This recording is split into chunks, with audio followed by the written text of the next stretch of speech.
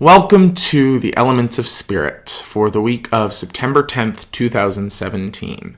And I do mean the 10th because usually I record these videos on Sundays and then release them on Mondays. But I'm going to just start recording them on Sundays and releasing them Sunday afternoon, maybe evening on the East Coast, so that you get these into your experience before you get into the work week.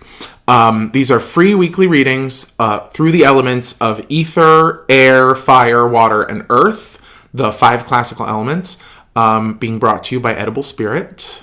And basically you watch your first reading, which is the ether reading, which kind of describes the tone, the space in which all of these other elements are vibrating, and you'll get an affirmation in that reading. And then what you can do is find the element that's associated with your astrological sun sign, the sign that you're born under, your birth sign, and you watch that video. And then when you combine the ether and the affirmation along with the earth, air, water, fire, and that affirmation, you get your edible spirit, your elements of spirit for the week. So you can kind of carry that mojo with you. Use those affirmations as you go through the week, either as reminders, you can even send them to yourself on the phone, or as meditations, or just to sort of have on hand. And that's the idea. The intention behind these is how to work with these invisible elemental forces of which we're all made up of as we move through our week, while maintaining balance and also honoring that, each of us has a primary element that we kind of express through and work through, usually seen through our sun, moon, rising sign. But if you have a ton of stuff in one portion of your chart, that's all in Capricorn, say, then you might want to watch the earth reading, even if you don't have your sun, moon, or rising in Capricorn or earth signs. Okay. Hope that makes sense. Oh, one other thing. On the 13th, Wednesday the 13th, from 7 to 10 in Orange County at my friend Karen's store, The Dragon and the Rose, I'm going to be leading a channeling circle where you learn how to channel like what we do here every week. But you get a chance to learn about it, how it happens, how it works. And then you get a chance to practice channeling safely in a group setting. So it's a magical class. And then also on the 17th at the Dragon and the Rose in Orange County, next Sunday, the 17th, I'm going to be teaching a class called Empath Activation, which is a wonderful, delicious, fun class that's all about using the gift of empathy as the natural human capacity for empathy as an empowered psychic gift. So it can teach you both how to do that if it's something you're interested in, or if you think you're already overwhelmed by empathic tendencies, then this class can sort of teach you how to get a handle on that and use it in a balanced way. So a lot of cool stuff going on. Stay tuned. Find out more information on Facebook, Insta, all that. And without further ado, here's the ether.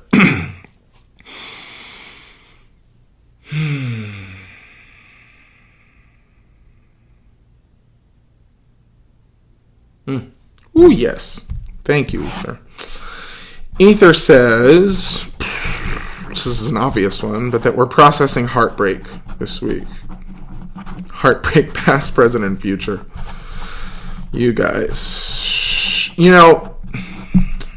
Was it just last week? I crashed last Sunday. Oh yeah, it was just last week because it was right before Labor Day and right before I did the Facebook live stream of these readings. Crashed because what's not going on? What is easy to deal with right now? And even though I've kept my vibe as high as possible and I'm fighting the good fight and using my weapon of love, my heart,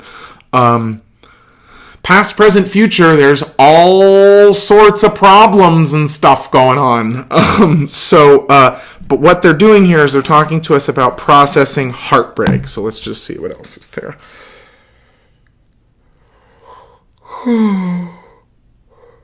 Oh.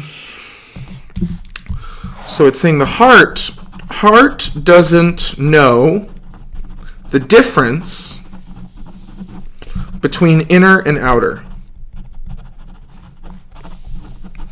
This is connected to the Hermetic axiom, as above, so below, as within, so without, right? That it's why astrology works. We've talked about it before, that the planets and their alignment have some kind of correspondence through this Hermetic axiom or law of correspondence to what's going on inside of us. The stuff that's in the macrocosm matches the stuff that's in the microcosm. The stuff that's in the inner reality matches stuff or corresponds to stuff, has a resonance with stuff that's in the outer reality. So what we're talking about here is processing heartbreak, past, present, future. The heart doesn't know the difference between the inner and outer. Storms. Are they storms of violence or violent storms? Yeesh. Oh, yes. Thank you. It was Gandhi. It was some great saint, mystic, guru, dude, or chick. Can't remember who said, that there won't be, war's not going to stop in the world until we end all violence within ourselves. And that can be taken very literally, as in, like, don't eat meat, because that will literally perpetuate animal violence, I guess, but, I mean, yeah. But harder than, like, I don't eat meat. You can eat meat. You can not eat meat. You can be vegan and still be a dick. So the idea is that, like, sure, we could probably all eat less meat, but really, especially if you don't want to stop eating your In-N-Out burgers, or, your whatever's, try to stop being a dick. That will contribute to the end of war. But in all seriousness, they're talking about storms. So when I open up this ether too, there's this feeling of like, oh, it happened last week too. There was also like waves of light. So the ether was actually using water as a medium to sort of communicate. And it's happening in a different way, except it's not really water this week. It's actually the storms. So they're trying to acknowledge here that if the heart doesn't know the difference between the inner and the outer, then when it looks out into the world and sees all this stuff happening, sees all this stuff ending, sees all these people dying, sees all of these waters rising, flood, like it...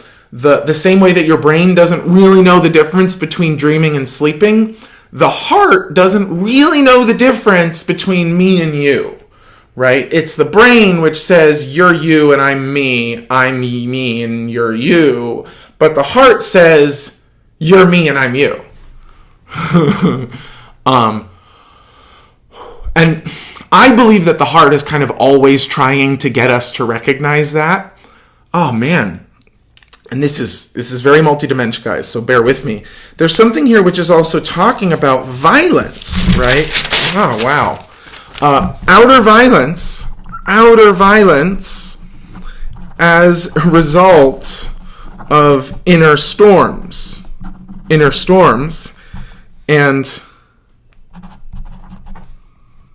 wow, inner violence connected to outer storms.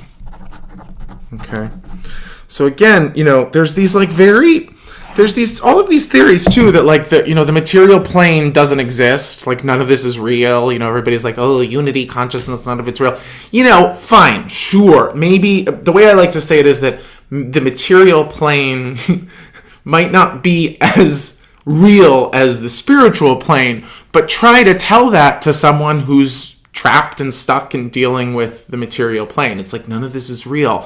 Fucking great. Thanks for that. Thanks. Okay, so I'll just sit down and shut up and meditate until there's no problems. Yes, because that was my point, is that like if we actually all on earth right now like sat down at the same time and cultivated inner peace, everyone, can you imagine what a grand seismic shift would occur? Because our hearts want to go in that direction anyway. But the heads of everyone around the world that can get involved or can get in the way of where that heart wants to go, the love that heart wants to express, the truth that heart wants to embody.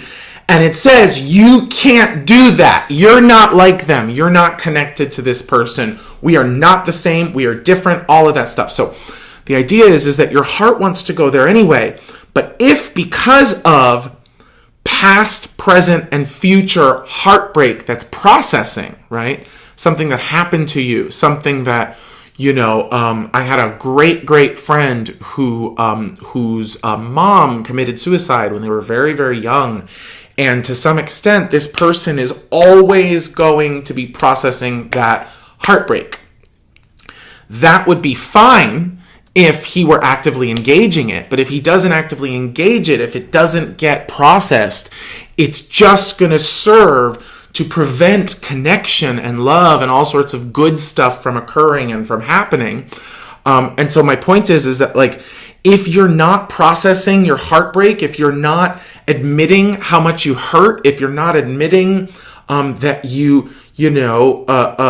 really, there's some very real fears right now in all sorts of communities, for women, for people of color, for, trans people, for queer people, for all sorts of stuff, a fear of whatever's happening for this, like, big, bad, evil, white supremacist person that's going to come and get us. But think about it, you guys. I hate to say it, but think about it. That fear is matched. The white supremacist on the other side wouldn't have to kill people or hate people if they didn't think that the brown people or the queer people or the trans people were somehow coming for them. So my point is that they wouldn't feel that way. We wouldn't feel that way unless we had some sort of evidence inside of our body, inside of our physical body, some sort of evidence of violence, some sort of fear of violence, some sort of something which occurred to us or in the past, evidentiary, which is in our head, which says, don't go loving that person. And frickin' liberals, progressives, y'all, we can do better. We can all do better. Everyone can do better. But, like, watch your hate, watch your language, watch your violence. We talked about this weeks ago. You don't have to fight with nasty words. You can fight with positive words, with healing words. If you have to fight, with anger, fine, but just try not to fight with violence, because more violence is not what's going to solve this. More violence is just going to add evidence on either side of whatever fucking side you're on that it's your problem. It's your problem. You're trying to kill me. I'm trying to kill you. Everybody hates everybody. Whew. You see how violent that storm is? But the idea is that the heart doesn't care what happened to you. The heart knows. The heart casts a line, drops an anchor, lands a hook, which insists upon proving, not through information, but through fucking experience, that we are the same. That we are the same. That we have the same light, the same soul, the same beautiful, true, worthy, valid, loving, longing, self within us. The heart wants to prove that if we understand enough, if we communicate enough, if we cross those lines of distinction and separation enough, we will meet each other in the place that we're the same. That's namaste, right? Light in me salutes the light in you. Healing is very simply when you affirm that the only thing worth dealing with or talking about or working with is that light.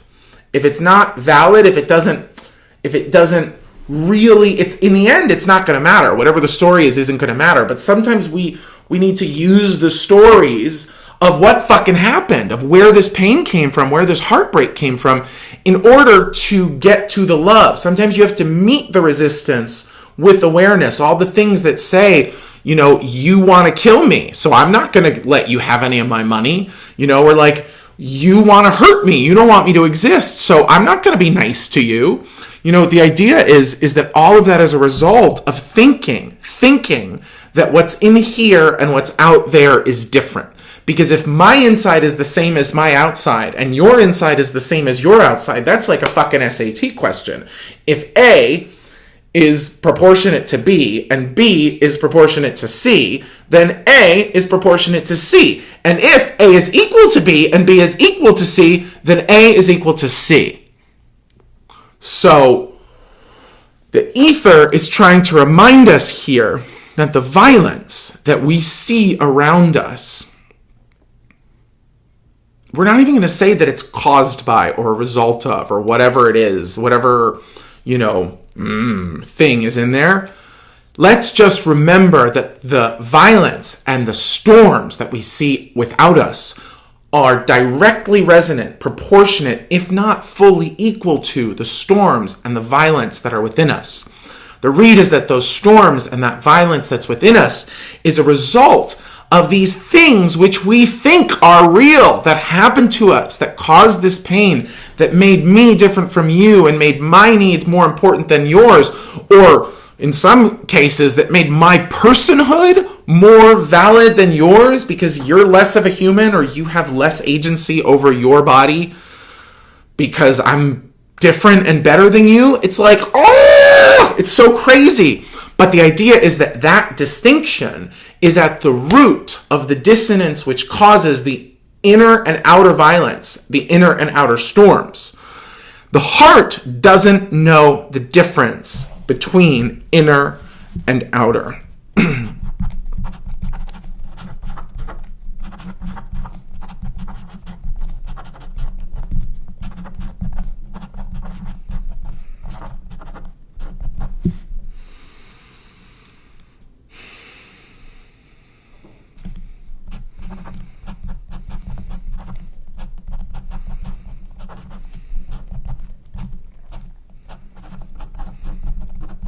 Okay, wow.